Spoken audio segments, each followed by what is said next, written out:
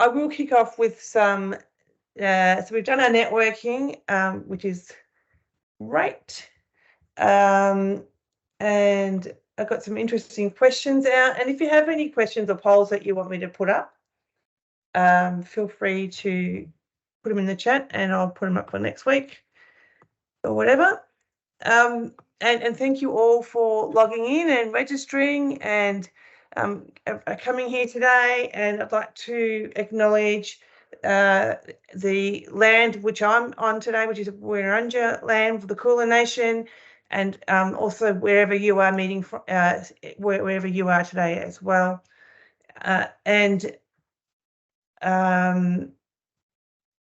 Sorry, that was a really bad acknowledgement, but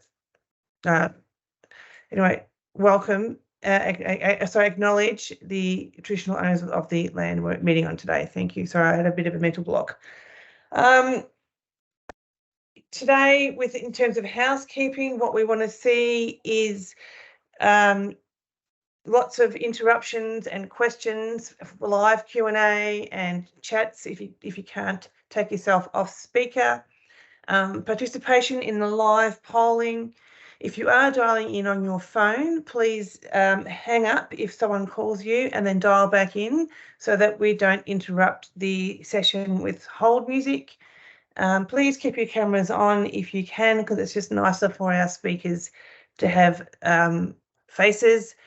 And also we have some CPD and professional learning points for today's session, as is for the rest of the sessions as well. So the GCA members get 2 CPD. And for those who don't know GCA, that's Geospatial Council of Australia, which is an amalgamation of SSI and CEBA. Surveyors Registration Board Victoria 2, and other A-SPEC points. I feel like that's incorrect, so if you're a surveyor and you want to correct me, feel free. And the LSLB, Land Surveying Lucky Boys Club in WA. Licensing Board, Kelly. Thank you, I was close. I should know that, but I haven't seen it for a while. 2 general education points, so really handy to have. And if you would need us to send you confirmation of your attendance, then please just drop us a quick email and we'll organise that for you. And I think that's all from me. I'll hand you over to George and he will kick off with his presentation on D-Spec. Okay, thanks Kelly, and good morning again everyone, and welcome. And just on the note about the professional learning, you can also pop it into the chat because we have a record of the conversations in the chat that we can go back to in case it's easier to do that. So the structure of our forums, if you haven't been to one before, is we talk about what's going on right now.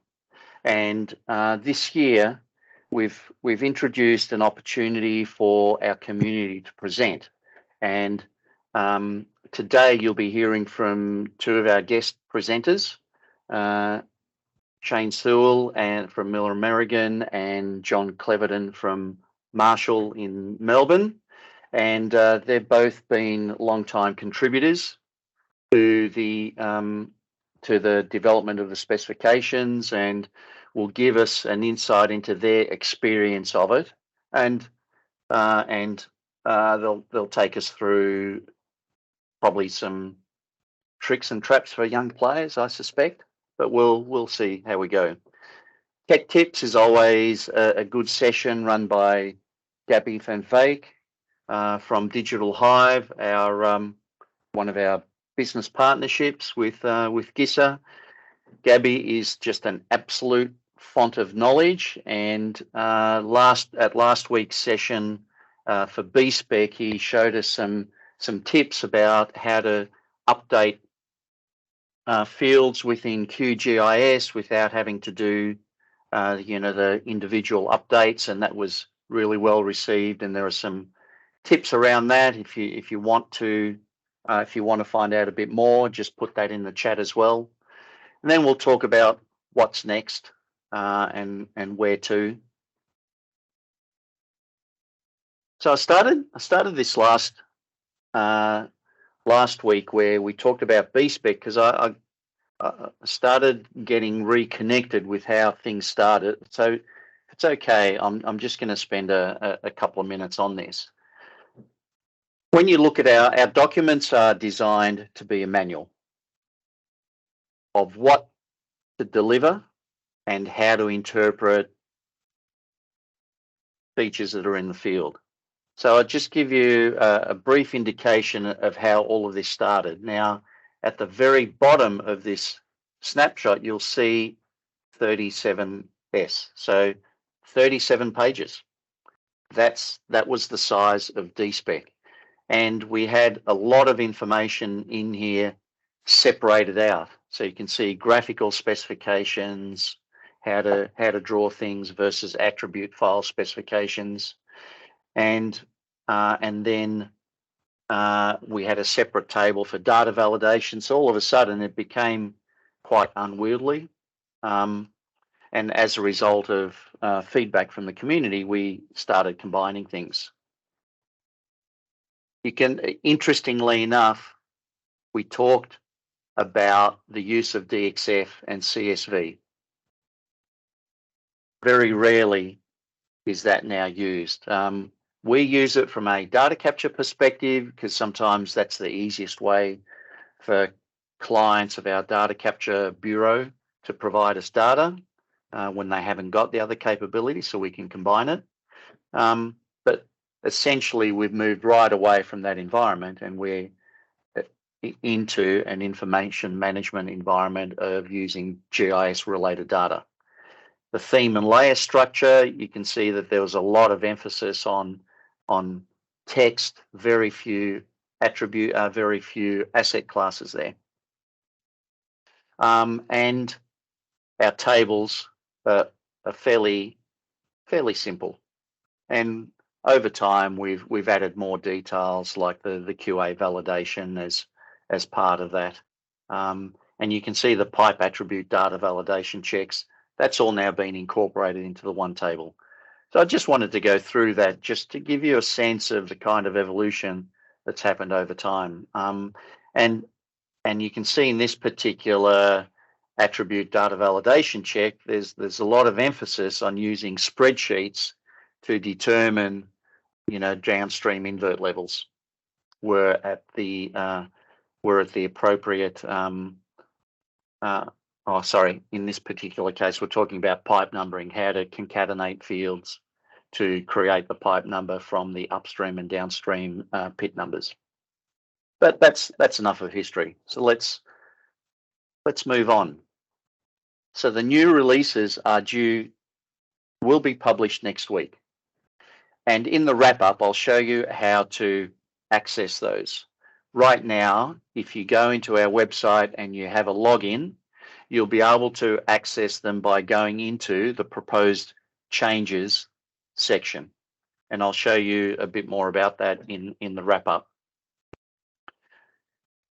With your current login, you'll be able to access the versions that were released in 2019 in the usual section under the specification downloads. Now, let's have a look at what we're talking about. Now, on this screen, you can see that I've got two copies. Again, for people who are familiar with it, they'll understand the difference. For people who are new to the specs, we have mirror versions of the DDS versions. So the DDS versions are for the specifications where we collect all data of new assets that are built through subdivision developments, residential developments, community developments, or capital works projects. The specification that's on the left, D-Spec-existing, is really it's a mirror of the DDS version. But what we've done is we've categorized every attribute within every asset table to look at a practical way of how we would capture the data. And I'll give you an example of that.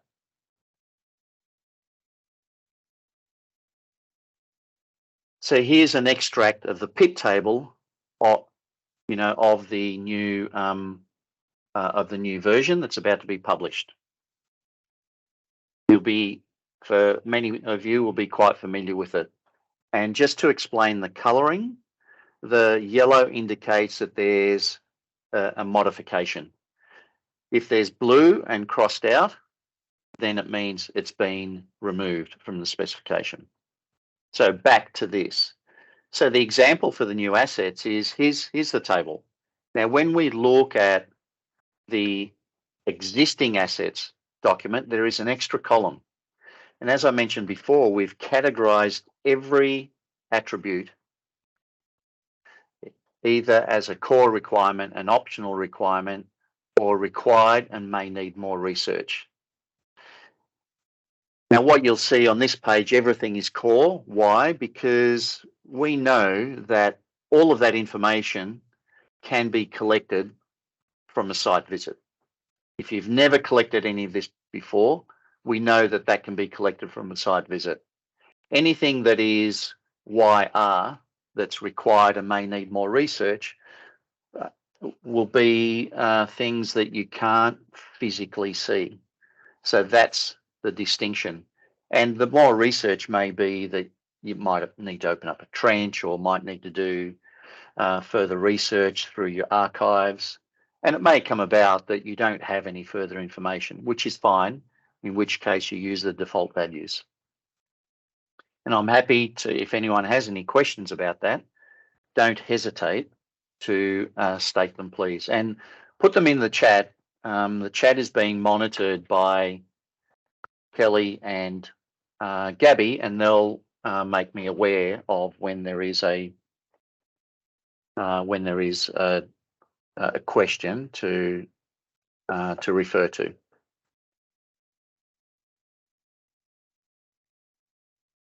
So there's lots of other things that we've been doing in the background, and this is just a summary of some of those things. We've been updating the sample data. There's a bunch of spreadsheets that we have, and we're looking at their particular structure to make it easier for people to adopt the changes. We've updated the code list API. Last week we heard that one of our member councils, City of Gosnells, through the presentation that Anthony, their representative, did, that they use the API to access the code list. It is available. Gaby is our point of contact. Digital Hive manage the API.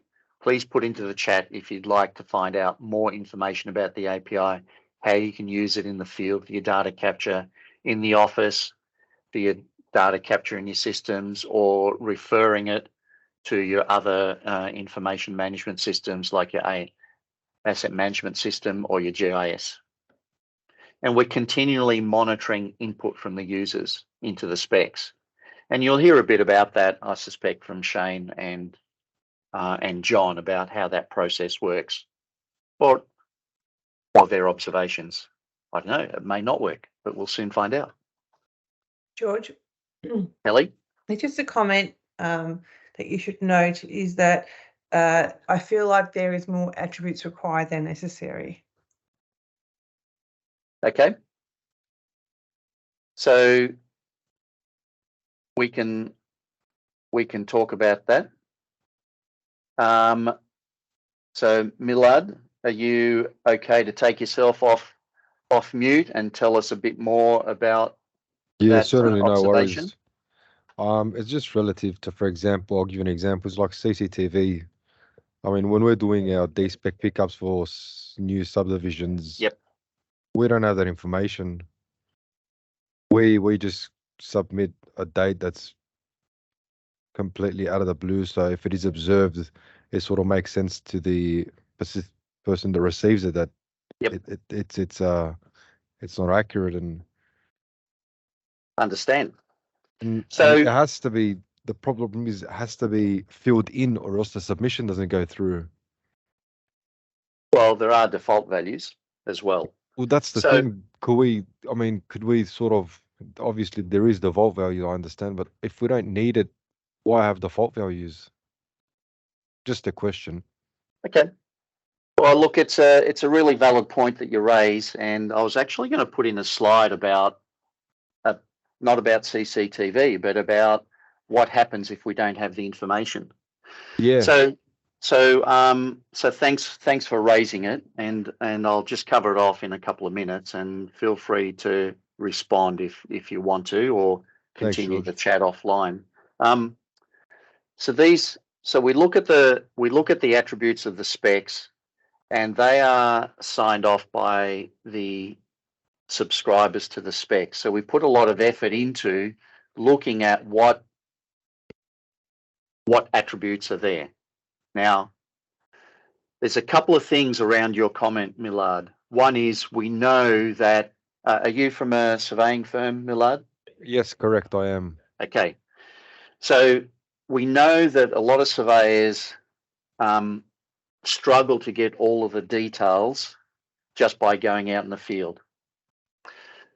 We always recommend, and strongly recommend, that it's not just about collecting the data in the field. There's more people, there's more organisations part of this conversation, and I can see Shane having a little smile there, because I don't know, he may talk about that at some point, but we maintain that as the surveyor, you're collating the data, then you need to collect the data from the engineers, you need to collect the data from the contractors, and you need to put a process in place to be able to get that data. Well, the advantage to us is that we design it and we do the field pickup, and we're working hand in hand with the contractor. So obviously, Okay. in regards to what you say, 100% there is that relationship between contractors and engineers in order for us to be able to achieve what's required. It's not just merely going out and lifting up a Right. pit and having a Yep. look. We're looking at what design plans are, and obviously there's rules and spec that you can't enter a pit. You know, it's visual inspection from top, and it's exactly what you said. It's just working hand in hand with engineers and contractors. Yep. No, that's fantastic, because my next point is, are you prepared to put your PI at risk? When you say PI, Professional indemnity insurance. no. Like at the end of the day, safety is priority. Okay, so why would you put in a value that is not accurate? Now, you don't need to answer that, right? It's a rhetorical question, Okay. right? Yeah. Because my advice to everybody out there who's doing data collection is that you want to protect yourselves by putting in information that's whole, complete, and accurate. So you need to go to the sources that give you that information. If CCTV field is there, the councils use that. They want to know that there's CCTV. Sometimes it's actually specified as part of the requirement, particularly for capital works. I'm not clear about it from a subdivision development, but it seems to vary council to council. So if there is CCTV done, then you need to provide the name of the file and the date that it was done. Now, if you want to, you could probably, I think for the sake of the exercise, you could probably put in the date of construction. You don't need to be that precise, right? If practical completion was 27th of August and CCTV was done 24th of August, I think as long as your dates are consistent, then the council will be okay with that. And I'm happy to receive any, I don't want to create this huge debate about these dates, but I'm talking the principle of the date needs to be relevant to the project. Don't put in a bogus date. If you're not certain about it, then you need to find out about it. Otherwise, your PI will be challenged. if there's a particular impact. I had a scenario where one of our A-SPEC member councils received a whole bunch of data for their roads data, and about 6 months later, after handover, the road started breaking down, and they had to fix all these potholes and defects that were occurring. So they went back to the contractor, and the contractor used the data straight off the design plans and did not do any verification in the field. Their PI got challenged, and it impacted everybody. It impacted the surveyor, it impacted the contractor, it impacted the consultant. So that's what happens when lawyers get involved. They take on everybody that's involved in that process, and even if you had the most minor part, it'll be apportioned to your PI. So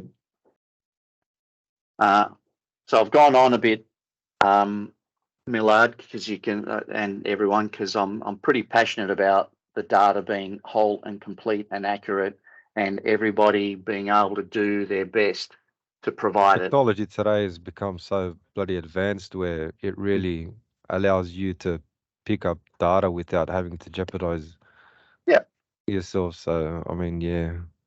Yep. So, so I'll go back to you then. So did I answer your question about what to do when you don't have the date? Yeah. We do that anyways. I mean, Okay. but I was just saying, like, could we sort of have things, but relative to what you were saying, fair enough. It's understandable that councils do require it, and it is required. Yep. I think that's really what there is. Now, if anybody wants to make suggestions about removing particular attributes or adding particular attributes, we have a process that we go through. And it's not me that makes the decision. It's not anyone in particular from GISA that makes the decision. We talk to our industry to see what the potential impact of that is. Okay, so I'll just rule that off just there and go back with where I was at. So status of new sample data. So what we're doing at the moment is updating the sample data so that when everything is published and available on the 4th of September, so will the sample data. And what we've created is a table that shows, here's the layer that's impacted, here are the fields that have been added or removed. And that way, for people, if you haven't already done those changes, or you're not going to do any changes until the specs are released, that's fine. There's a copy of all of the changes on the website that you can find just by going into search on our website for proposed changes. Go to that page, and there's a document that has all of that consolidated. So, and I'll show you that in the wrap up as well.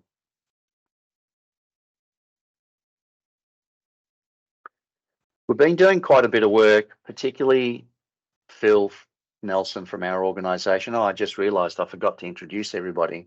My apologies for that. So, my name's George Havakis. I'm the Managing Director of GISA. Kelly Ireland is our colourful MC. She likes to have a chat and put polls up. That's she's very good at that, and she's been involved with our forums for the last since we've gone online, and has done a fantastic job in organising me and everybody else around that. Gaby Van Wyk is also on our on this meeting, and he'll be doing the tech tips. He's one of our partners in the Digital Hive business. Also have one of our interns, Jiao Wei, who is doing, has completed the Masters. Jiao Wei, are you completing your Masters or are you doing your PhD? I can't remember. Okay, you're on mute. Oh, sorry. Yeah, you're doing your Masters. Yeah, Yes. Masters. In environmental engineering. Yeah. Yep. Great, thank you. So give us a wave and a smile. Yeah, so she's our intern and will be here with us until the end of the year. We have a couple of other interns as well. I think that's about it. So back to the presentation. AS 5488, an Australian standard that's been developed to assist with the companies that do the location of underground services. So this is what it looks like. Many of you would have seen it. If you're not sure, you've seen all these types of markings on the road. If you're not sure, it's to identify what is where before the road gets open to assist with people not damaging infrastructure that's existing. What we've done is had a look at how to, if you're using AS 5488 as a starting point and then needing to provide data to an A-SPEC member who wants their stormwater drainage data, then we've provided a roadmap to show that, well, for pipes, for example, here's the kind of information that you can collect through AS 5488, and you can see that there's only about 4 fields there. The rest of the fields need to be captured to fully comply with D-Spec. So we've done that kind of analysis, and that can be found in the spec. We've also done a comparison with the virtual building information systems and Uniclass, two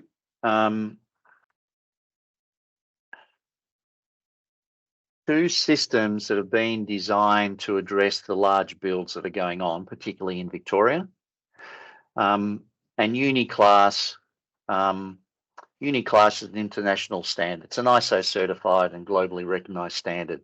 So it's been referred to things like the Victorian Digital Asset Strategy. It's referred to the New South Wales strategy. I can't remember the name of it. I'll make sure I research that for my next presentation. And what we're looking at is, well, how do the codes within those particular standards align with A-SPEC? Because what we want to be able to do is, if people are using these codes, then they need to be able to deliver D-Spec. How does the mapping occur so that we end up with the particular data structure that's specified under A-SPEC?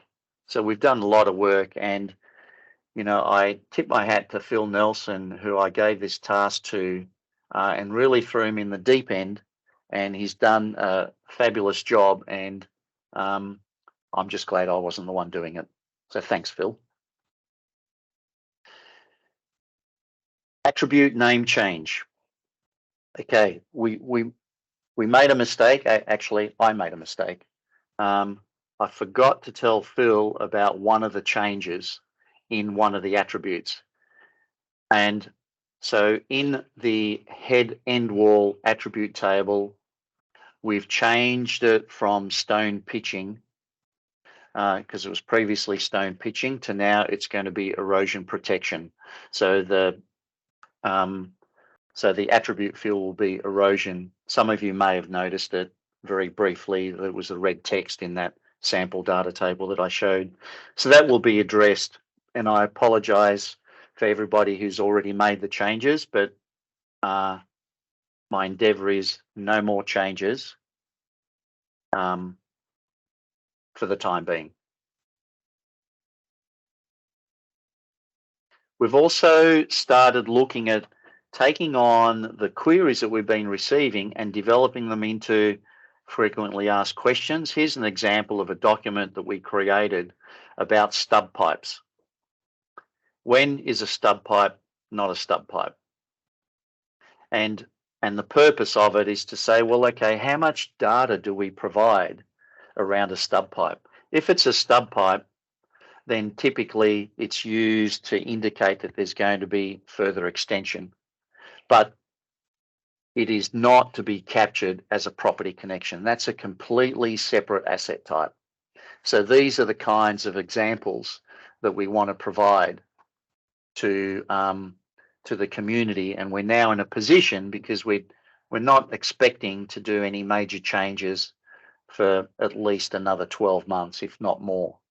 For those of you that are looking at the current versions, you'll see they're dated 2019.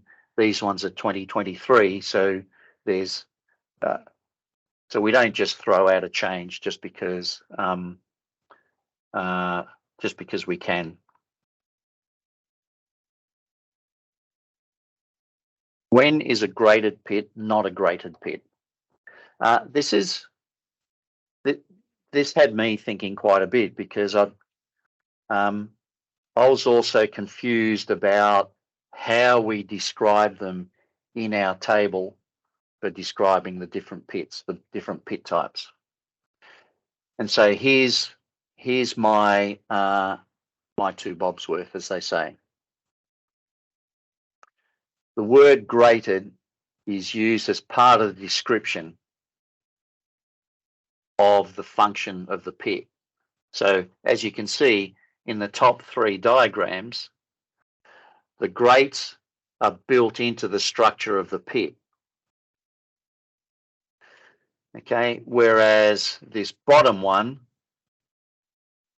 you can see quite clearly that there's the pit, but there's the lid there, which is grated, and this one raised. Now, for the astute observers, you're probably thinking, well, what's the difference between the bottom right one and the top right one? My research indicates that it could actually be either. So I'm going to do a bit more research about what category we put that into. Now that I've put it up there, I'm sort of tending, because it's got this hinged lid here, I'm tending to probably put it in as the pit lid type is grated. The purpose of that pit might be a junction pit, for example. So it's ongoing improvement or continuous improvement for us as much as anything else.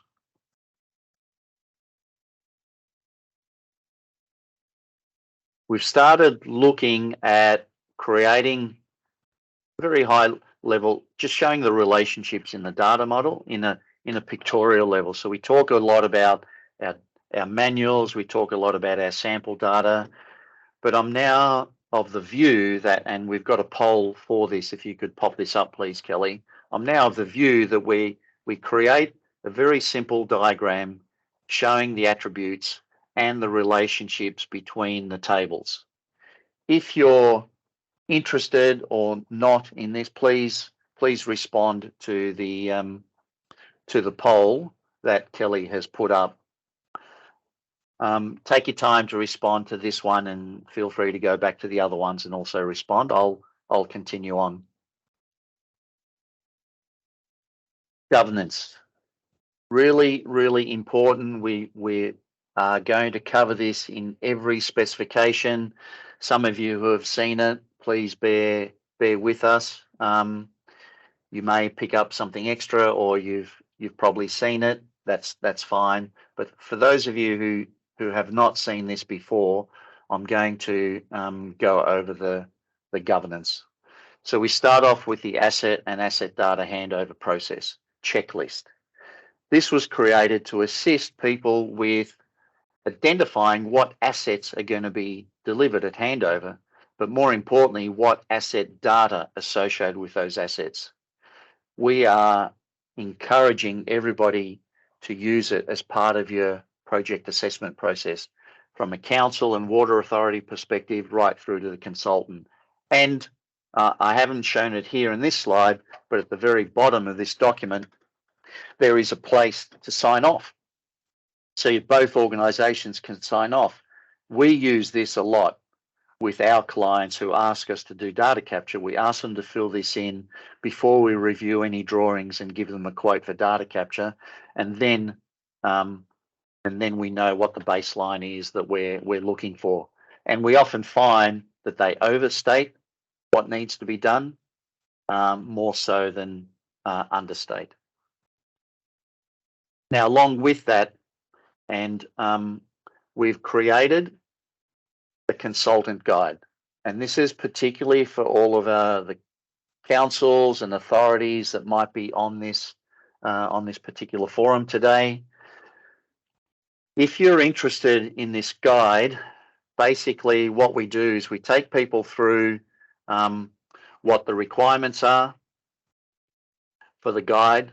And look, I wasn't particularly clever enough to come up with this, so I want to acknowledge Open Spatial, who created a very similar guide for their clients, and we incorporated A-SPEC into one of their guides and asked for their permission to use it. So they've been very gracious in allowing me to use their structure. So this guide has been used to develop it, particularly for an A-SPEC perspective. So if you want, if you're a council or an authority, this is openly available to you, so you can use it as part of your requirements. We developed this guide for Central Coast Council, and it went out as an attachment to their treatment plant upgrade project that went out to tender, and we identified all the different kinds of assets. We used the checklist to identify the assets at the preliminary design stage for the consultants to verify. So if you want to get access to it, just put your name in the chat, and we'll go from there. Kelly, you've got your hand up. I have. I just wanted to draw your attention to the chat, please. The accuracy levels expected for data submission. What would horizontal and vertical tolerance be? Last year it was mentioned 50 millimetres for horizontal, 100 millimetres for vertical. Could we please confirm this? Yes. Perfect segue into 2 slides from now. Thank you for bringing that up, Millard. Okay, so we're also in the documents noting the deviation from the design. So what we're saying here is we know that that's a common practice. It's not good, bad, right or wrong. We just know it happens because of scenarios. What we have observed, and we feed and we receive comments from the councils and authorities, is often they don't know what has changed when they haven't been notified by the consultant. So we're now requesting that this be documented as part of the deliverable. Okay, asset recording accuracy principles. So we talked about general principles to get feedback last year. So what we've now done is we've incorporated into every specification the horizontal and vertical precision, and we've associated it with the feature type. So this is what you can expect, Millard. So for example, OSDS linear, we know that vertical is more important than the horizontal, although as you identified, the precision of the equipment is pretty good these days, that you can get accurate data. What we're saying is it can be plus or minus 200 mil horizontally. It's not going to make a difference for a swale. Outside of those tolerances, it probably will. Vertically, we may actually, if we've got invert levels involved, we probably will need a tighter tolerance for vertical precision than that. But so it's a work in progress. So we'll see how it goes. What we'll be monitoring is the feedback from the industry to say how practical the application George, is what you're trying to say is in regards to the submission of the data, there will be an attribute for what our accuracy is achieved? Is that what you're trying to say? No, the only attribute there is the source field, where you say that you've done field pickup. What we're saying is here are the guidelines for the accuracy principles when you're doing your field pickup with asset by asset. So it's not like we'll be telling the asset owner the code A or B, C is the accuracy of the pickup? No, Okay. no, we're providing this as a guide for you because we're often asked about it, and as we raised it last year and you brought it up, it was just very opportune. So what is the code A, B, C, D? Who's made aware of the code? There's nobody? Well, as in who gets notified of what code has been used? Correct. No, we're not requesting that be collected. But when you combine it with the source field, which stipulates that there's been field pickup or the data's been collected from another source, that will actually indicate to us that it's been captured in the field. So, and these are the guides that we're suggesting that you use for capturing data in the field. It's probably more pertinent to people who are just coming in to the A-SPEC environment to get an indication, well, what's the level of accuracy and precision that we need to capture data?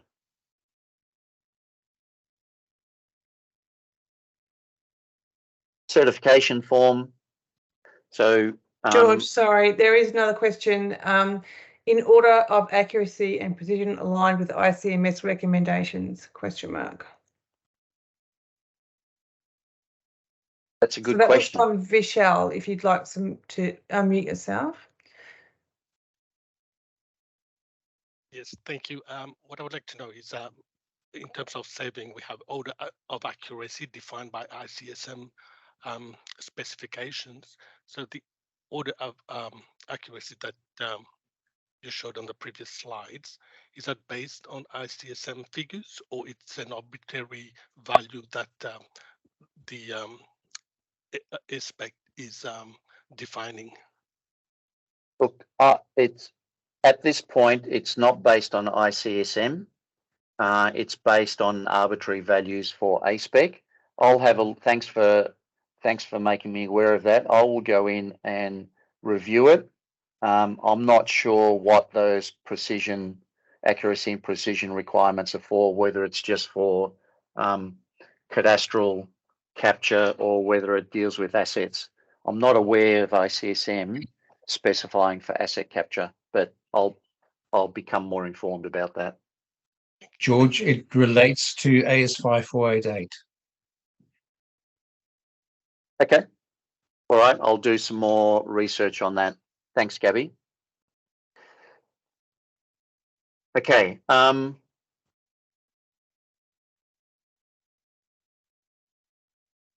As I mentioned, Digital Hive is our joint venture partner, and with Whereabouts, it's partnership between GISA and Whereabouts Consulting.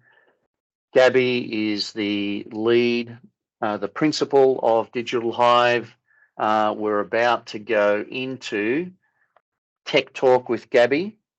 Thanks very much for everyone's questions. Feel free to keep popping questions through, and I will answer the chats while Gaby is doing his talk. Thank you, George. Let me just quickly share my screen. Oh, I'm going to have to move things around. Sorry for a minute.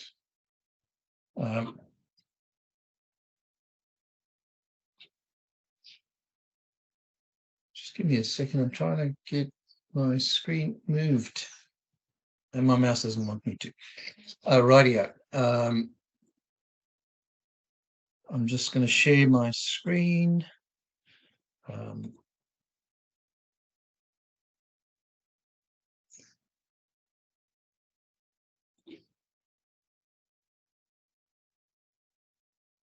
And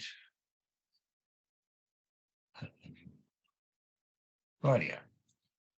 Right. I'm going to start today with just a very short plug for the GDV Hub. Can everybody see the shared screen?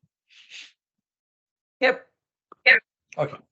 So just really very quickly what the GDV Hub is all about. The GDV Hub is a platform for data validation, specifically developed for data validation of A-SPEC, and that's current. We are looking at validation of other specifications as well, but this is the start. Now I've spoken about this one past. The trials are all over, and so we've gone live, and it's all ready for production. Just very quickly, in the GDV Hub, there's two ways in which you can submit your data. The one is a validation, and the other is correction. Validation will just validate. What correction will do is it will allow you to take data that you work with normally in your own environment. So whatever naming conventions you'll be using for your tables and for your attributes, and it will automatically change those and spit them out in a way that will be consumed or can be consumed by any A-SPEC user. So in other words, A-SPEC compliant data structures. So this is to accommodate people who have some anomalies in terms of the way that they work. And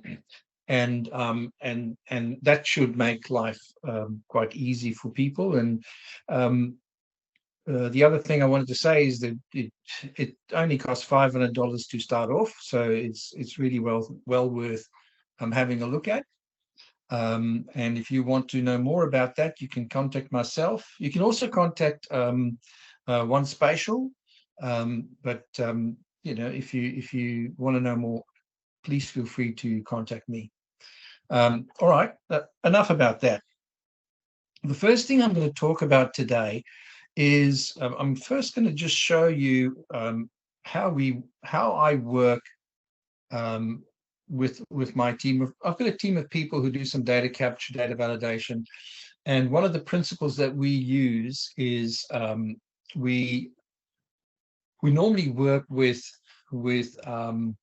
data packages or packaging data up in geo packages, and I'm going to just quickly show you what one of those look like. Oh, I didn't want to have that. Apologies. So the one I've just showed you, that's what the package looks like. QGIS. Okay, so there's the data. And what I'd like to do now is to package that data up and make it available for the customer. Now, our customers sometimes require data in shapefile, sometimes in geopackage, sometimes in MIFMID or tab. And so what I've done is I've created a procedure, a process that will help us to actually deliver from the geopackage, that we don't have to go and export and go through all sorts of motions, but we automate that process. Now, to do that, I have to start off with, or we go to the AustGeo 4W shell. And for those of you who don't know what that is, if you go into QGIS, I'm just quickly getting there. If you go into QGIS, with QGIS, you will find a few extra applications, and one of them is the AustGeo 4W shell. Now, I use it so often that I've just put it into a shortcut on my computer, and I've got to be inside that in order to be able to use this particular application. So if you know DOS, this is a DOS environment, and that's a batch file that I've developed for this process. I'll I'll start the process, and it's asking me first what is it that I'm wanting to submit, and it is Redstone stage 8, and that's the name of the geo package. It'll now start looking at various things and extracting things from that package, and then it notices that the README file doesn't exist, and so it's gone and created a README file, but it needs a few extra bits of information, and one of them is it wants to know what the council is, and I'll go, this is Hume City Council, and the application will now go and create a zip file for me, clean it up, and if I look at the zip file, there's 3 zip files that's created. The first one creates the shape files that's part of that whole document, the geo package. The second one is just the shape files, and the third one is just the tab files. And for some of our clients, we submit one of the 3, either one of the 3. The other part that's interesting about this is that, sorry, just bring it across. So what this has done, it's created a, based on the information that's in the drawing, it's extracted things like the origin, the transformation, what's in the package, and so forth. All right, that's the first little thing I wanted to show. The idea is that you create a batch routine, and I'll just throw that up very quickly.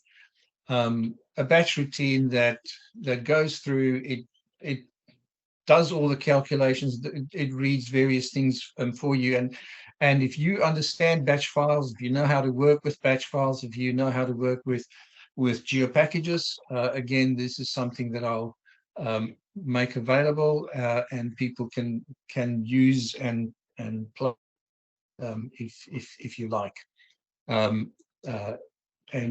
that's just to help you to package up your data, and you can go use that kind of format to go from different formats as well. Gaby, so if you Gaby, sorry, just a quick question.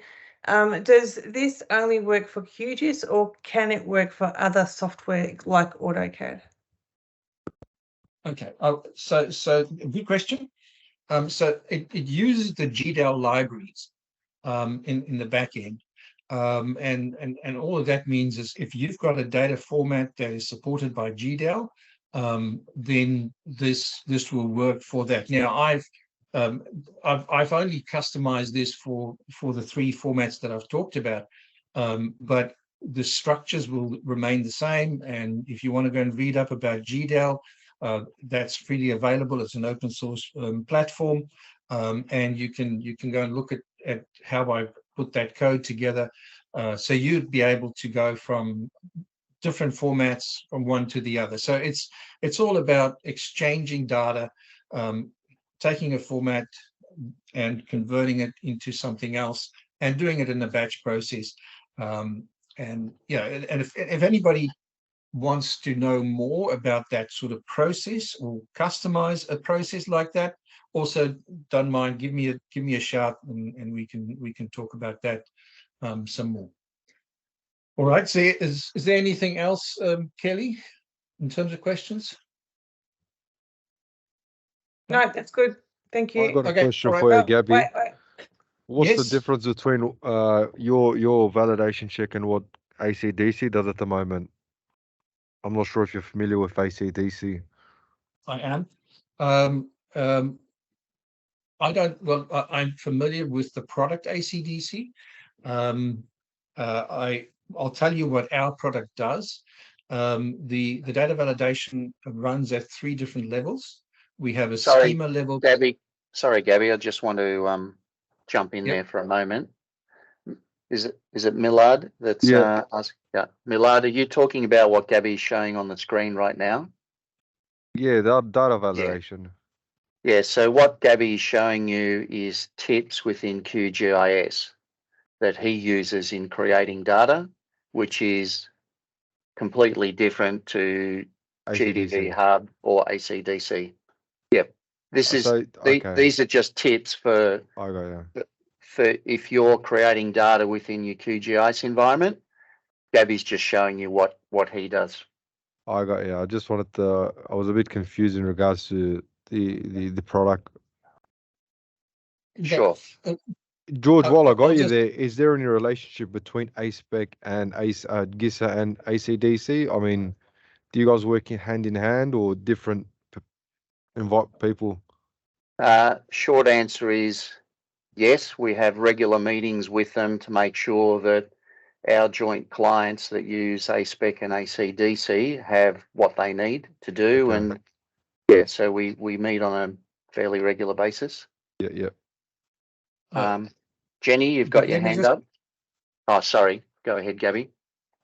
I just wanted to say that just the last comment about GDV Hub. GDV Hub is a competitor for ACDC, so it's not the same product. We compete with them. Okay, Jenny, you had a question? You're on mute. I'm not sure if it's Jenny Hart. I don't think I have my Yeah. hand up. No, Jenny Zhang. Good, not me. Thanks, Jenny. All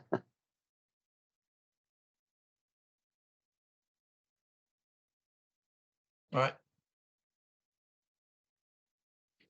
You're- Okay, I'll Yeah, go ahead. Sorry, Gaby. Thanks.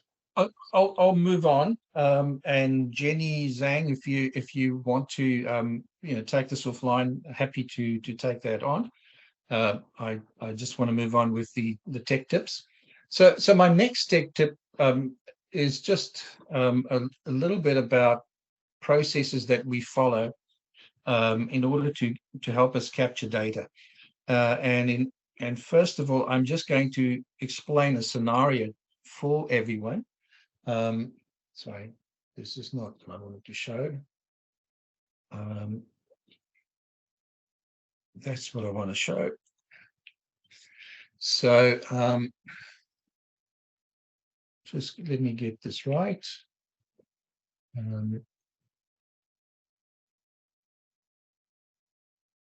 Okay.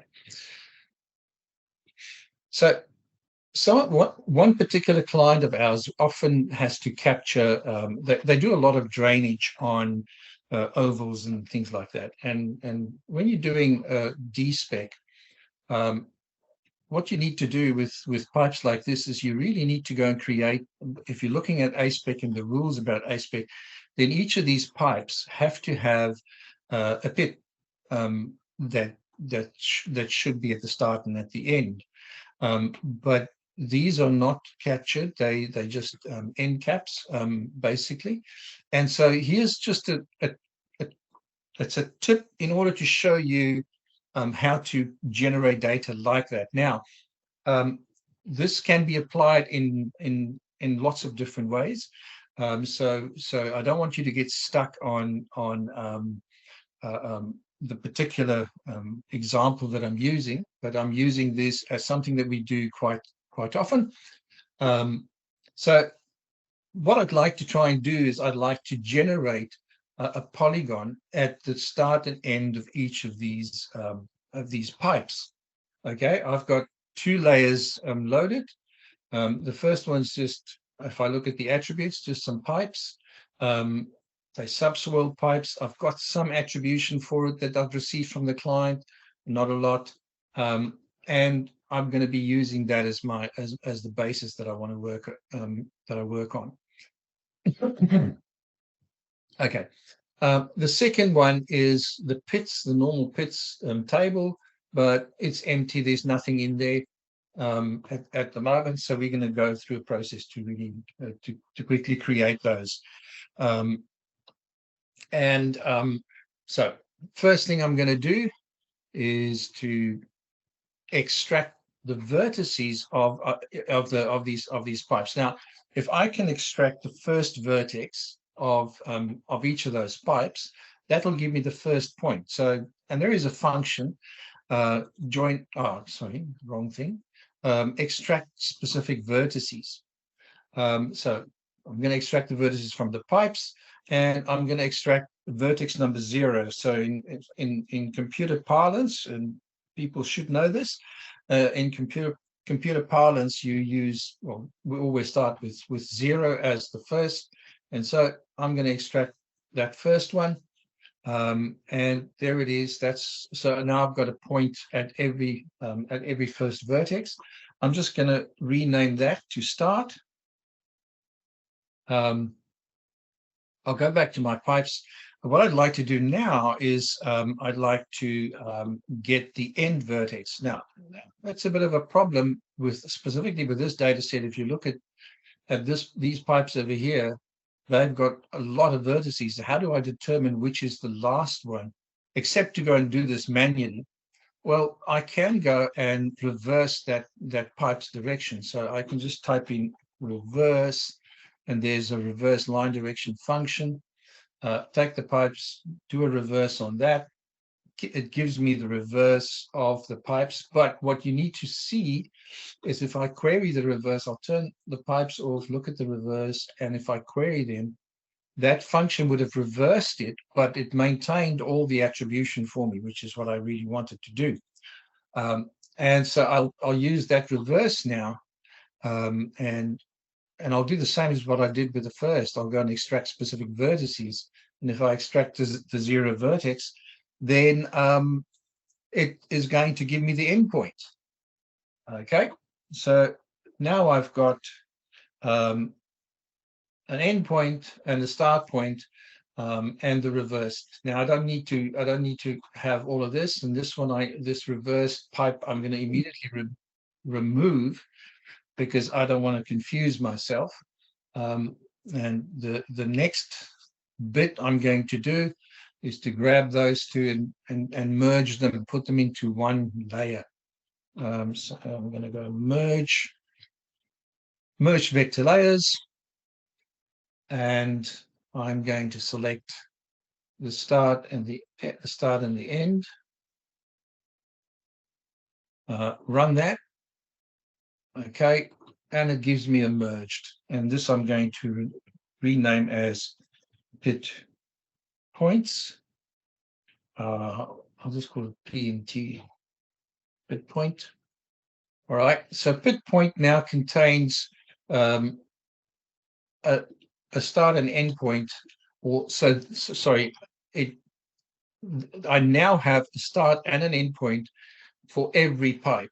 And you can zoom in, you can go and check that there's a start and end point for each of those. All right. And I've also got, I know something about the pits. If I query these, then I know I've got all the attributes of the pipe. So that's preserved. But I also know that this is in a start position. Okay.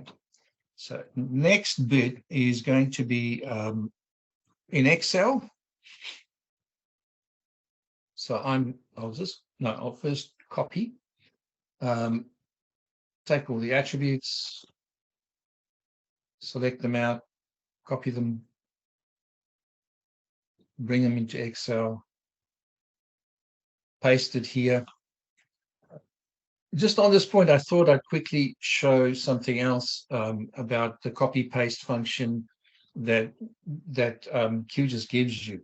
It always gives you the WKT, the well-known text geometry for all the things that you copy and pasted.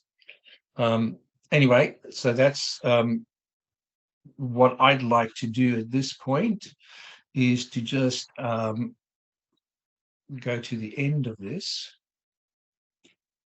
and I want to focus on the layer and the path, and for that layer, I'm going to paste another formula that will help me to concatenate. Excuse me. This is a bit. I'm concatenating the a few fields that I've got here. One is the FID, and the other one's just the first bit of the end. Now, I don't want to get into all the details about that. But Sorry, that's Gabby, just real quick. You've got 2 minutes. okay. All right. Okay. All I'll do is I'll capture this as another function and then explain to it to copy that down and make sure that I've only got values, and then I'm going to delete some of these. I'll just delete that one for the moment, just to make it a little bit smaller. And I'll also, no, I won't delete that one. What I'll show you is just that at the end of that, I've got a unique identifier for my for each of these points. And I've got an update statement that allows me to update the pipes. And so if I go back here, and I'm running out of time, so I'll just tell you what I can do with that is I can now put a buffer around this, and that'll give me a polygon. And I then have an update statement that will allow me to update the pipes so that it brings these two together. And I think that that's all I will say for the moment. Back to you, Kelly. I think I'm out of time. I've got a question for you, Gabby. Yep. Which came from the chat from Andrew Cox. Yep. What's the objective of you doing what you just showed people? What were you trying to do? All right. What I received from the client was a set of pipes, and in order to be compatible with A-SPEC, I need to have a polygon at the start and at the end, a pit polygon at the start and the end. That's the first part. I also need to have an upstream and downstream pit number populated in the pipes table, and that has to map with the pit numbers for each of these pits.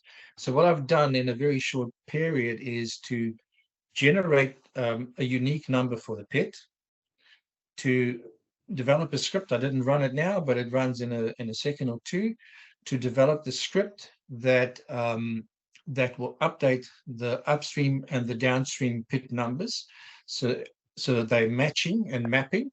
And in other words, it completes the picture in terms of the numbering of the pipe and its associated pits. Okay. Does that answer the question? We'll let Andrew respond to that, but I get it. So what you're saying is that you were showing how you were building the data based on what you received because there was gaps in it. So you were just going through and automating some of the processes. Okay. Yeah, and what I said in the beginning, sometimes one can be very creative in terms of how you use the tools. There's a lot of good stuff in the tools, but I did want to put a proviso. I wouldn't do this if I had pits, and if it wasn't a scenario like this particular one where I could do that. Yep. Okay. So thanks for that, Gabby. Andrew has a follow-up, so you may want to do that through the chat while we're getting on to the next part. Over to you, Kelly.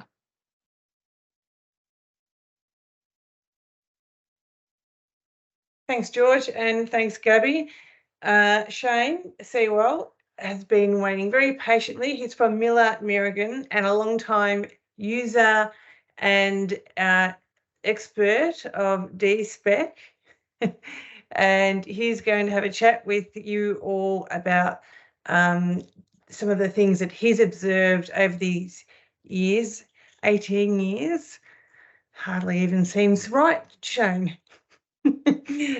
So here is Shane, and thank you, Shane, for doing this presentation. No worries, thank you. Yeah, good morning, everyone. It doesn't feel like 2 decades, but apparently I've nearly got 2 decades experience, feeling quite old. So for those of you that don't know me, I've been in the asset recording industry and delivering as constructed plans to all the authorities across Victoria for the last 18 years. We've come a long way since the very beginning, and we started as a 2-man team at Millar Merrigan, and now we have a team of 8, 4 surveyors and 4 draftsmen. We have approximately 100 asset recording projects at any given time, so we're quite busy. It was mentioned last week at the D-Spec meeting, but I just wanted to reiterate that Millar Merrigan helped George from the very beginning by surveying some of the very first drainage pipes and pits for the D-Spec concept he had. We experimented with the file types, shape files. We sent him some very primitive information back then, and it's somewhat amazing how far D-Spec has come. It was interesting just to note how many people were green or had basic knowledge in this forum. I thought there would be a lot more experience, given it's the longest running of the specs, but it's great to see lots of new people. I wasn't expecting so many new people, so please feel free to jump in with any questions. My presentation was more focused on experienced people. But if you've got any further questions, you can reach us at assetrecording@millarmerrigan.com.au. But enough about us. Today I'll be briefly covering D-Spec from an asset capture point of view. So from a surveyor's perspective, some realistic expectations of what you can record in the field as surveyors during and post-construction. That's when we see it, that's when we survey it. Then hopefully, time permitting, I'll just do a quick overview of the 2 different styles of a D-Spec submission from a drafting perspective, hopefully sharing some insight as to how we capture data and collaborate with contractors and consultants to produce that D-Spec submission that the councils want. For those of you that are tech savvy, it's always good to share what equipment we use. So we use the Leica GI18 eyes for our GPS units. Talking about the sort of how accurate they are, these can be within 20 mil. So keep that in mind when you're considering your tolerances. We've got equipment that's very advanced, and we're still, we're not perfect. We've got the total stations. We use the Leica TS16s. These are more accurate. These are up to 2 mil accuracy. They're much better, but a much slower process of recording. We also utilize tilt pole technology. We can recommend the Leica AP20s. They help you get into those pits and measuring the inverts without entering the pit physically. And finally, Millar Merrigan have added a laser scanner, the BLK360, which is quite interesting. We've done a few experiments, but we're yet to use it on a site. But this will allow us to survey inside buildings, inside tight spaces, large pits, get the information that we haven't been able to get in the past. And finally, our choice of software is AutoCAD Map.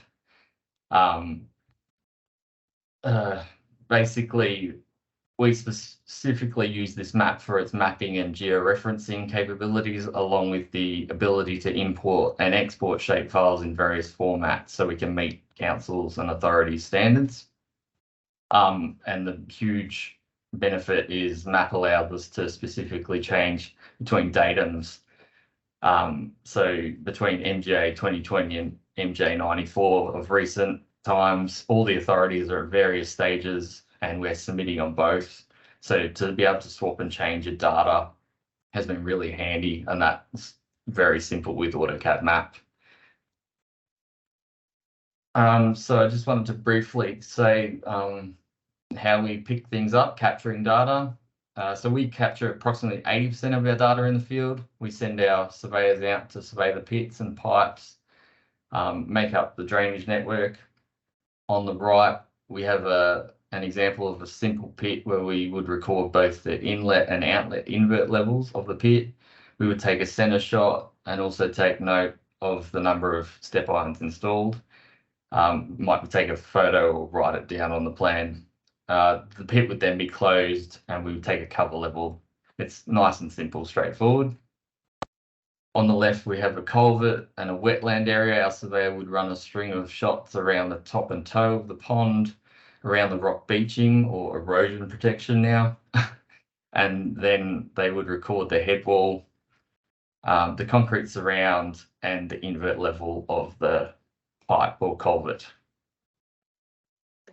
So Shane, that's you're not, are you still sharing your screen? Yeah, is it not Okay. shared? Oh, sorry. It was my tech. Okay. Apologies. Next slide. Shane, just- sorry, mate, to cut you off there. Just a quick question. How would you pick up that culvert there? Because that's a question I got.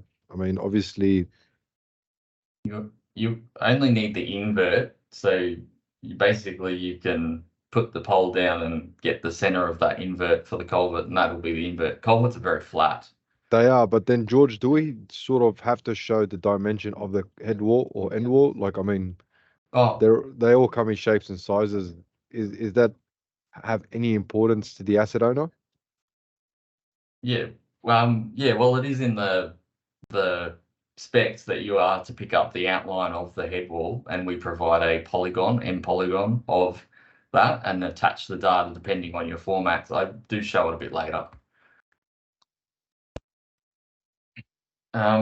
So then, I just wanted to highlight some realistic expectations. It's easy to look at a job and think that we can get everything on site, but it's not always possible. The top left, we've got an existing pit. We can't see the outlet at all. We can barely see the inlet, and we're supposed to record that. So, we're taking a shot the best we can, subtracting what we think or judging by the pipe diameter or the hole in the wall, and just getting what we can. The 4 photos at the bottom of the screen, that's a GPT. So it literally has just the 2 lids that we see when it's in the ground. And we're getting what we can. We're getting a depth, an invert, the diameters of the structures. But I think that's all we can really get, and a cover level, sorry. So that's all we can record on site, and it just needs to be pointed out. It's physically impossible to record the dimensions of the pit under the ground. Haunch pits, they're not so bad if they're small, but the bigger they are, the harder they get, and the deeper they get. Like generally on a road crossing, it's really difficult to get an inlet coming from across the road when it's under the haunching. We use laser distos as our best method, but you're losing accuracy when you're doing these kind of things. You're bringing up a measurement to this cover, taking a cover shot. You're losing accuracy on the height, and you're losing accuracy on the position. You know roughly, and you can generally line it up with a pit across the road, but just so everyone's aware that's that affects the tolerance. And it's also very difficult to determine pipe material and diameter when it's under the ground without entering the pit. It's often overlooked or a job will be rejected, because the material is wrong, but we generally match the design plans. There's nothing we can do. We can't see it unless you're looking for it specifically or told or made aware that pipe type has changed. So where do we get the other 20% of our D-Spec information? Yep. Sorry to interrupt. If data in the field is not accurate, should we just use design? And if so, can you say a bit more about that, please? No, you can't just use design for levels and position. That's what's critical. It's better than nothing. Like our shots are better than nothing. It's just to be aware that they might not be perfect. So we've had arguments with consultants before about 50 mil, and there's no way we could have got a better shot in that situation. you can use design for alignment, but as I said, you use upstream and downstream. There's ways of getting around and creating that point if you need to create it. Using design is rarely correct. I've been doing asset recording for a long time, and you can never overlay them perfectly. Yeah, hopefully that answered your question. Thanks. Just move on. So yeah, where do we get our other 20% of the information we need to submit these things? Collaboration. So we use the design plans, and they're referred to throughout the life cycle of the asset recording. If we are not advised otherwise by the contractor, the design plans are always assumed to be correct, and any deviations from design should be communicated with us. I'm referring to like pipe materials and types, not position and levels. We're the surveyors, we're responsible for the position and levels. Other things are like volumes and things like that. As alluded to on the previous slide, we need to collaborate with the road contractor and often the design consultant and sometimes even the council in order to ascertain all the missing information required when submitting a D-Spec submission. The GPT on the previous slide is a great example. What we'll generally find out is the manufacturer or model number of that GPT. We'll go and look up the dimensions or find what was ordered because they're prefabricated. We'll plot it based on our shots of the covers. And then we can ascertain and fill out all that missing information, the width, the height, the volume of the chamber, etc.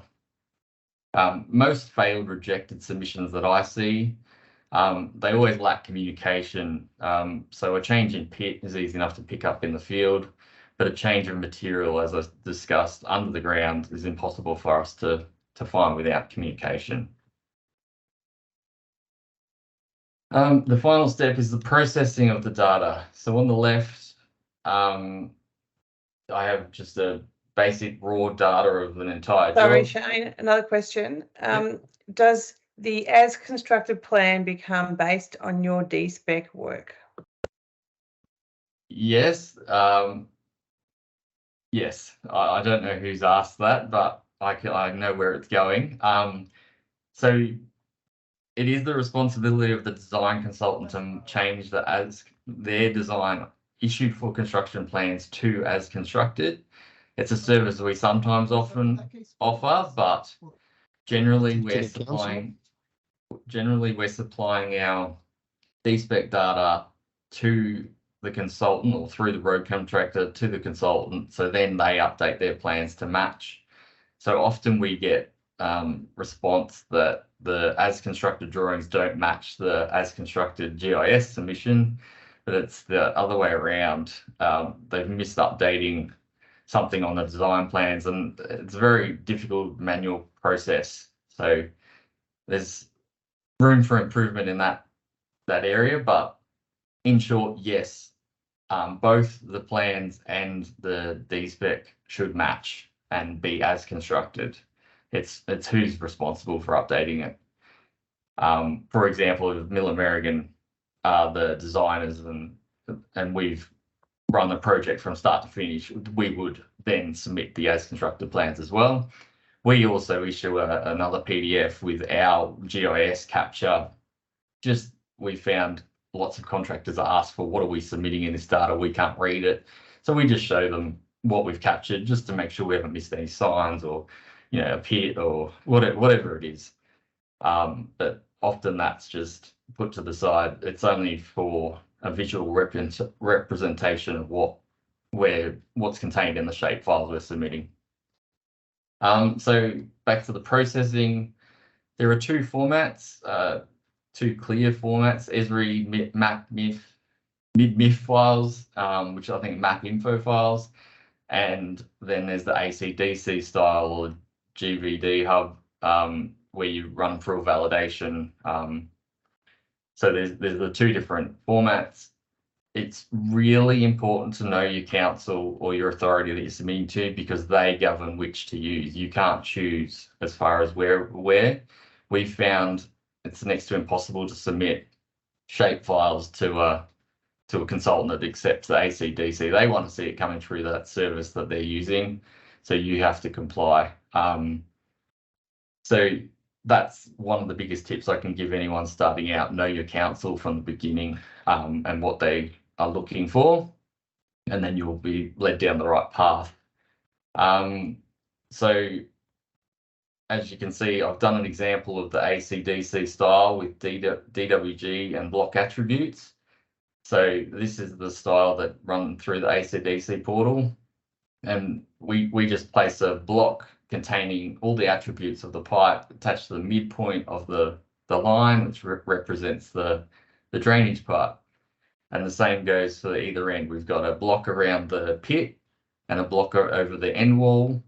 We've got a polyline or M poly around the head wall, capturing the area and the position of the head wall.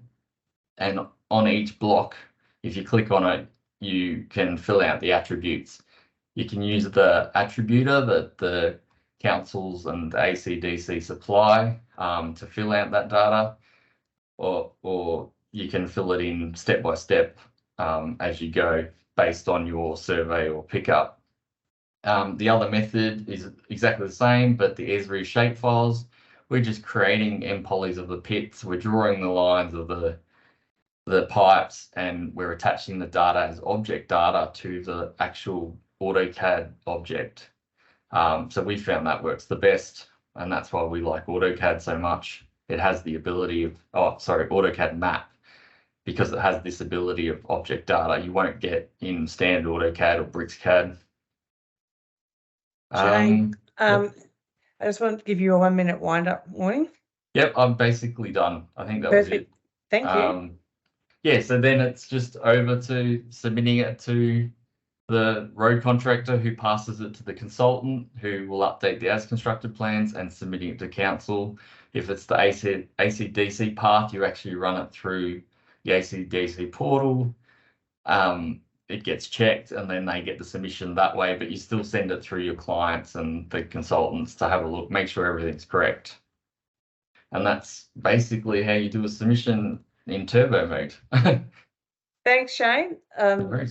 Sparked lots of questions, so that's great. We've had lots of engagement so far this year with our speakers. Our next speaker is John Cleverdon from Marshal, Melbourne. John, I thought was a gardener. Anyway, it turns out he's a D-Spec expert, and he's going to talk to you about his experience with D-Spec. So thanks, John, and over to you. Yeah, okay, I'll share my screen now.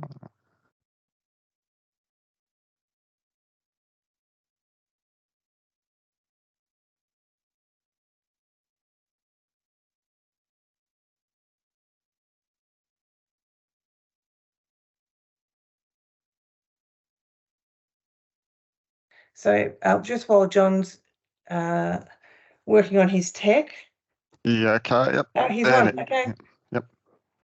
Yeah, okay. Yep. Marshall, or formerly Watson's, does similar work to Millar Merrigan, I guess, except we're sort of combined in land surveyors, civil engineering design, and town planners, and we've also got a landscape architect in house as well. So we're basically all in one, and we've started the D-Spec in 2003. Sorry, 2008. I mean, it was 2003 when I started what was then Watson's, and the bulk of our work is with surveying and engineering, subdivision work for greenfield residential development. So my background's cartography, unlike most of those in the survey section at Marshall. Have probably come more through the surveying side of things. So back in 2008, when we D-Spec landed in our lap, ended up in my desk rather than the engineers, because I did have, well, I say the most GIS experience, but at that time it wasn't so much. And in those days we chose MapInfo because, I chose MapInfo because at that time, looking through the D-Spec information on their website, it seemed that was the most popular among the councils. So I've actually probably been, in those 15 years, I think I've been the only one working on D-Spec the whole time, and others at Marshal have come and gone, have helped me with A-SPEC in the office. And like Shane, we don't have a dedicated asset management team. Just multitask to some extent. And while I'm overseeing the A-SPEC, I'm always happy to take suggestions from others. We pass suggestions around within the survey section to how we can improve our processes or make things more efficient. But a procedure, it's the process for doing things is generally similar to what Shane and the Millar Merrigan team do. Field work, well, nearly all the D-Spec work is from field work. Whereas A-SPEC and A-SPEC, there's a lot more of that off design. And for that reason, I believe, well, my observation would be it's the easiest of the A-SPEC specs to work with. As I said, it's nearly all from field work. The only things that might come in design are things like end pipes or outfalls, which are easily just done as circles in microstation, and arcs on pipes, which I'll just use the design files as a guide. And the area extent, that's just taken off our plans of sub that are converted from local to MGA coordinates. The list code data is just exported as mid-MIP files and then imported into MapInfo. And we've worked out our own ways in MapInfo in particular to speed things up to make sure it matches the current D-Spec specs, because we're always looking for ways to improve efficiencies. And then once all the attributes are added in MapInfo as required or edited as needed, then we'll export as shape files if needed, or actually I think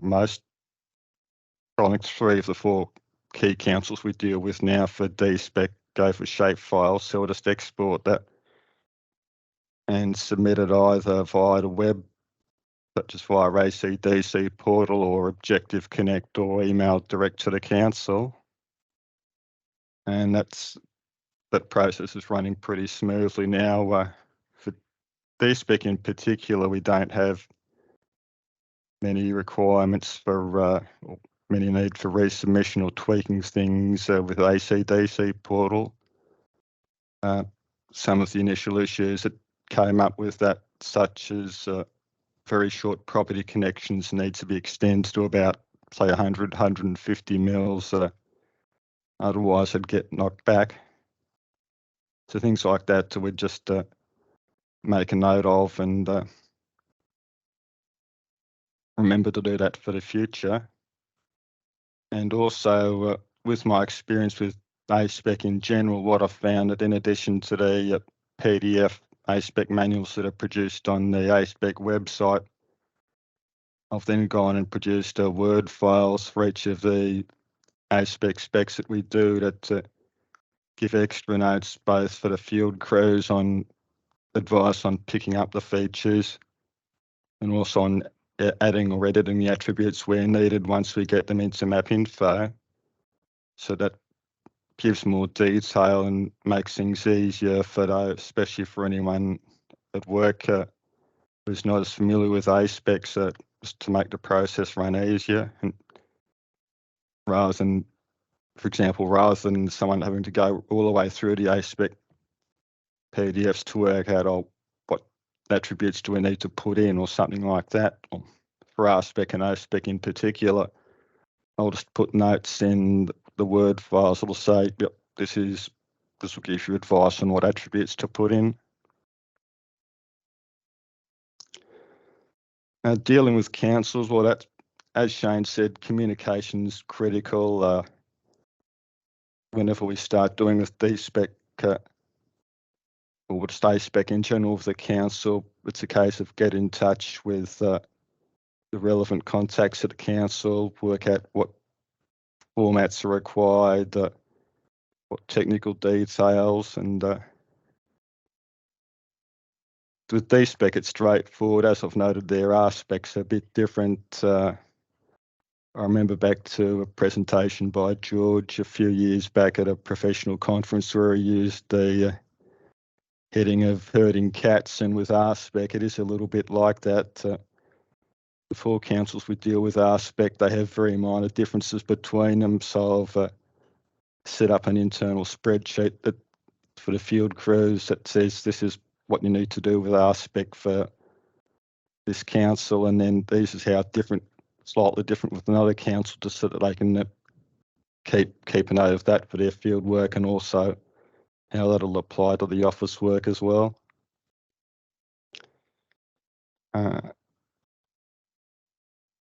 We haven't had to do too many resubmissions. If we can get things right the first time, then things run pretty smoothly.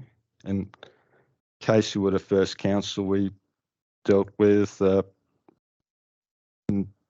once we sorted out things like the technical side of things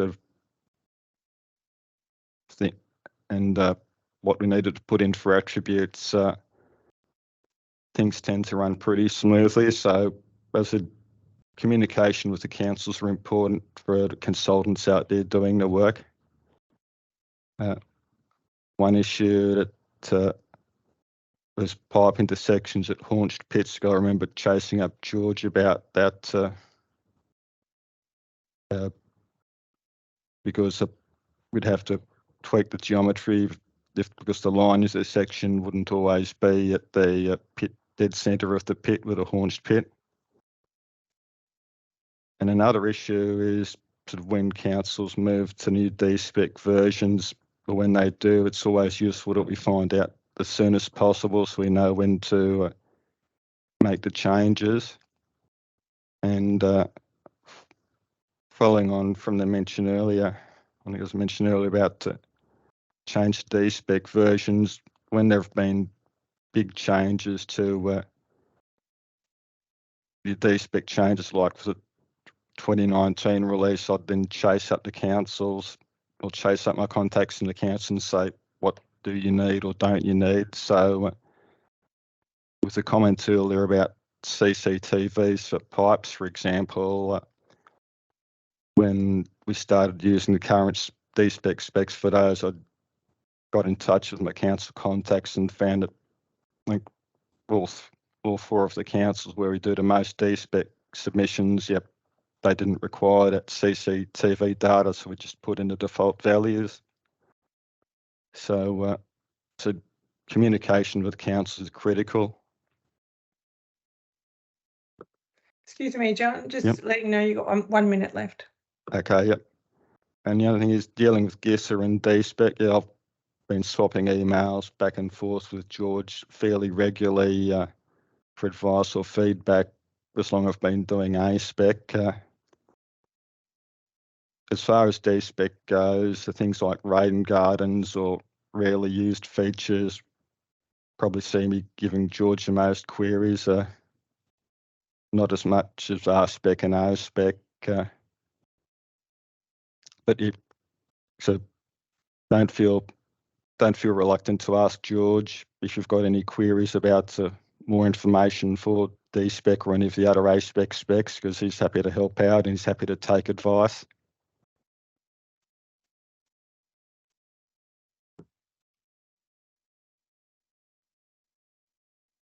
Okay. Open for yeah, questions. Thanks, John. If anyone has any questions, either put them in the chat or just take yourself off mute.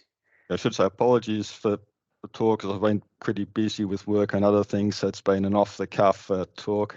I just haven't had the time to really put more time into it. Yeah. Yeah, it's a good presentation, so thank you very much, and I'm sure that people agree with me as well. So thanks for your time today. Now, just really quickly, I wanted to just do a couple of things. I'm closing off all the polls now, except for the final ones, which we ask you to quickly rate our speakers from today before George does his wrap up, or whilst George is doing his wrap up, but also to talk about next week when we have a new set of community speakers coming on. So next week is O week, A-SPEC. And we have Brendan McNamara from Rapid Map and Jack Richardson from City of Mandurah. So it promises to be an incredibly exciting forum, almost as exciting as this one. So if you could pass the word around, sign off, etc., that would be great. Sign on, and I'm going to pass you over to George now, who's going to do our wrap up from today, and I'll load those polls for you as well. Thanks, Kelly. Rob, I just saw your question. Typically, A-SPEC says provide GIS-ready data. What we find is that it happens in one of three formats. Esri shapefiles, MIF-MID files, or more recently, we're seeing the creation of GeoPackage files, which isn't part of an OGC standard. When we talk to the councils, we say to them, we ask them if they have a preference, but we also gauge their ability to ingest those different formats. And every councillor that I've spoken to so far can ingest those different formats.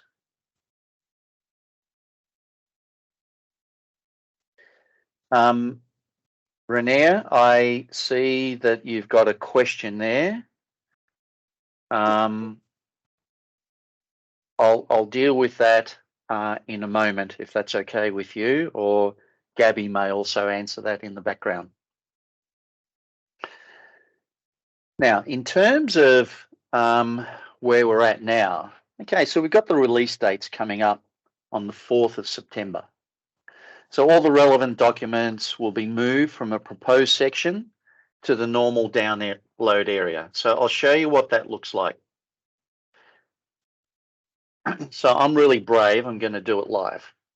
Okay, so when you log in to the website,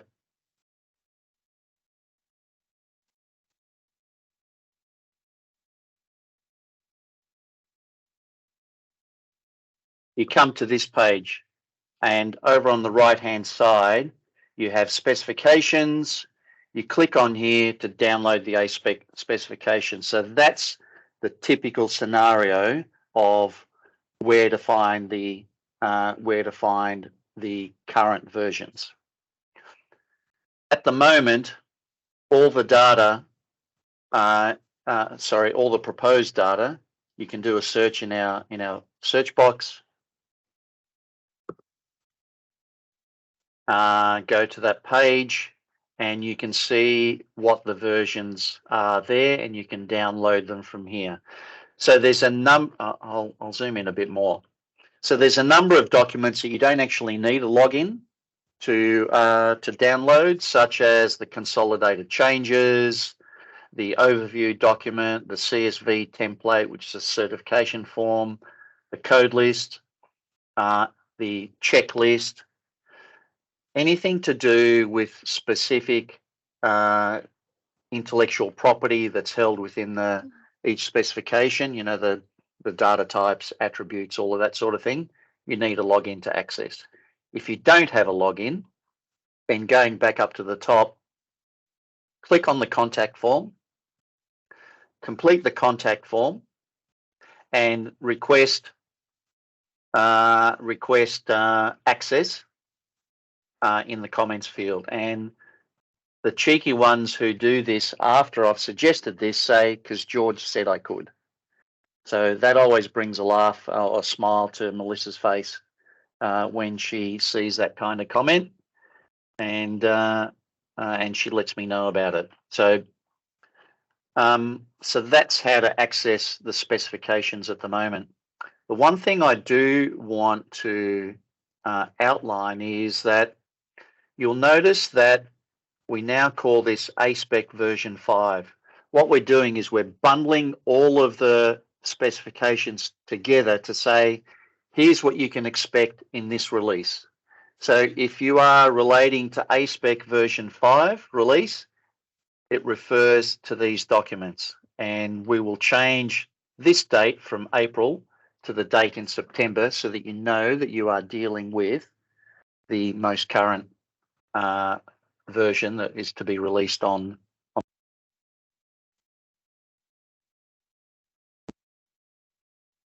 And George, just quickly, there's a comment there from Renia. The issue ID that we need to keep the entire drainage network connected and related. If there is a good reason for a pit number to change, then ensure that the references in the pipe are also updated. Normally, you should not have to change the numbering. Is there a reason why you may want to do this? And that's in response to That, Kelly, that was my response to Renia. Oh. Okay. Okay, so that's cool. So that's going on in the background. That's fine. So keep going. I'll chip in if I need to, and if you want to bring it to the community to have a conversation, just let me know, Gaby. Yeah, sure. Okay. So in terms of, so we've talked about the release dates, phase-in period. Okay. Now, John brought up a really valid point about making sure that you understand when the councils are adopting the new specs. Now, the phase-in period ends on the 4th of September. What that means is that from the time that we first published the specifications in the proposed changes, they were available for people to update their systems, and we made sure that from the 4th of September we didn't make any changes. Now, having said that, I've just identified today that I made an error with one of the attributes, so that will be a specific change. It will be communicated to everybody.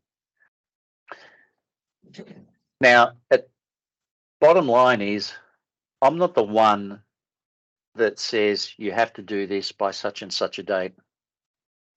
We came up with the 4th September following conversation about wanting about a 3 to 6 month lead-in time. So if there's further time required to enable the councils to accommodate the new requirements, then please be in communication with the council.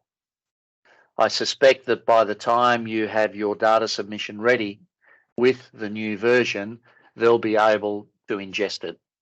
But again, communication, it's really critical. And as John outlined and Shane outlined as well, communication across the board is really, really critical. Now, while we're talking about communication, I feel many questions from both authorities and consultants, and many issues are resolved quite easily when it comes to interpreting the requirements as per the specs, because I'm quite clear about that. As a consultant, many times, if you've communicated with me, often I'll put it back on you to go speak with the council to be clear about what they want. Now, we will endeavour to resolve this with you at the time that your query is, and we'll determine what the next steps are, whether you should go have a conversation with the council or not. And a particular instance that I can think of is when we were capturing information about poles. There was, it wasn't an asset until this version. It's a new asset type now. So we went to the council and said, what do you want to know about poles? And that really determined the kind of data that had to be collected and then put into the spec. And then that's what we delivered to the community. I'll talk a little bit about continuous improvement. I've got a brief slide on that. So accessing the specs, we've just gone through that. And again, if you have any questions, don't hesitate to ask them. Okay, now we've been talking about a new spec, A-SPEC. Why has you know, and we can talk about the X-Files and all of those little puns out of, you know, Mulder and others. Tully. Yeah, Tully. Thank you, Mulder and Tully. Are you Tully, Kelly? So you know, I think she's frozen up her screen there. But anyway, so just recently doing some work with City of Nedlands, they identified that they've got fuel tanks, and we had a look at all of our specs, and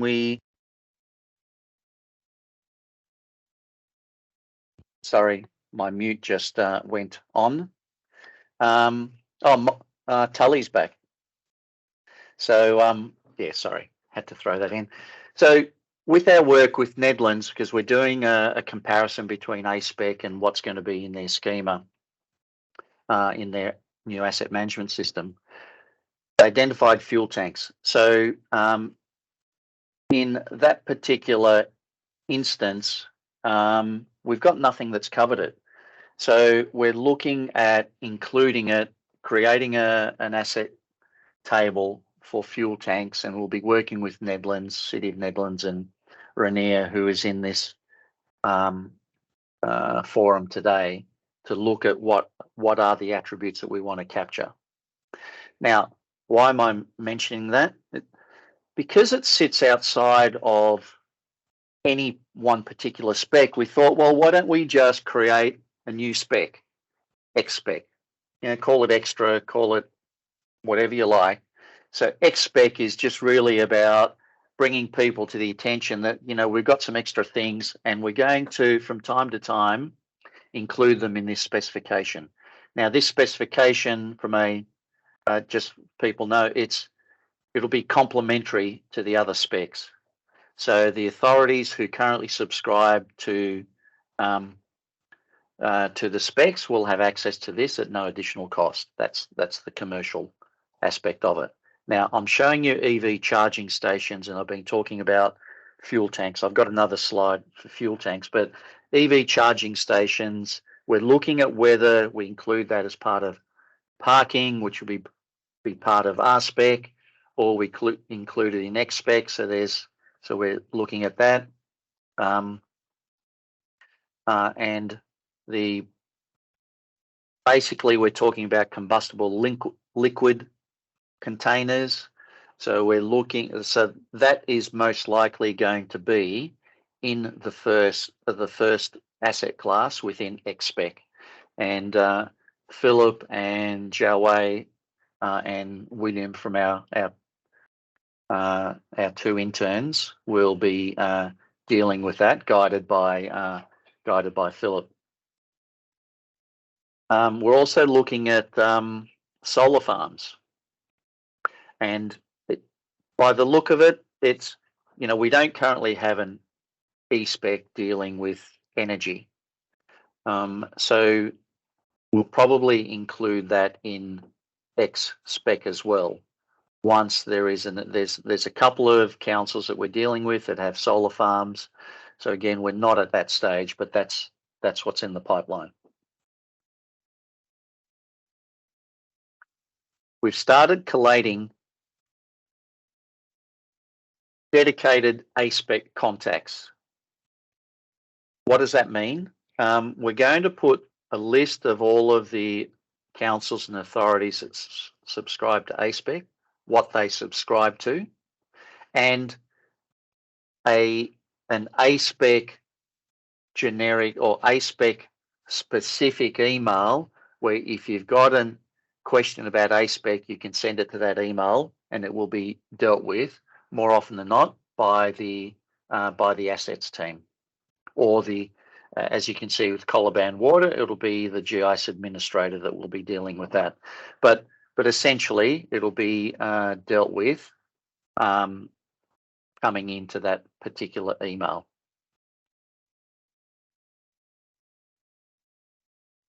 The next forum is A-SPEC, and we've got 2 other community presentations.